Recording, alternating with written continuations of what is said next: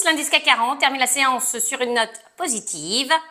Parmi les valeurs qui se sont distinguées ce mardi, on retrouve Bouygues. Le conglomérat diversifié a reculé suite à la publication pour le premier trimestre d'un résultat opérationnel courant des activités inférieur aux attentes, alors que sa division immobilière est confrontée à un environnement de marché difficile.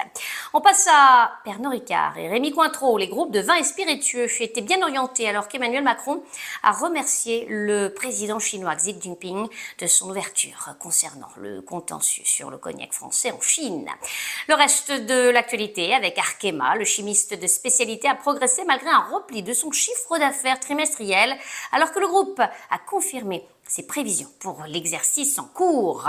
Elis, le blanchisseur industriel, a de son côté publié pour le premier trimestre un chiffre d'affaires en progression de 6,4% sur une base organique à 1,09 milliard d'euros.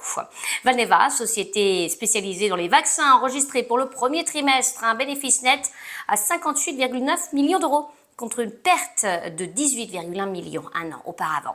Airbus, l'avionneur, a livré 61 appareils et reçu 57 commandes brutes en avril. On passe à présent à Rexel, le distributeur de matériel électrique, a conclu un accord pour l'acquisition de Thales. L'un des principaux distributeurs de produits et de solutions d'infrastructure s'enfile aux États-Unis, renforçant ainsi son exposition aux tendances en forte croissance de l'utilisation des données.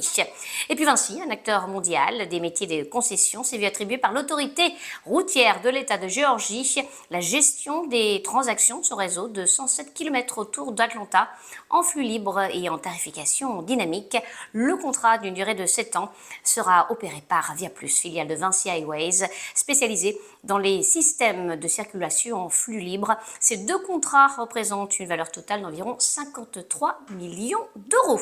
Enfin, Clariane, leader de la prise en charge du grand âge et de la fragilité en Europe, a reçu une promesse d'achat de la part de la Fondation Santé Services et consenti une exclusivité en vue de la cession de l'ensemble de ses activités d'hospitalisation à domicile et services de soins infirmiers à domicile en France. À New York, Savon Gagiosi pour Training Central. Je vous souhaite une très belle fin de journée à tous. À demain.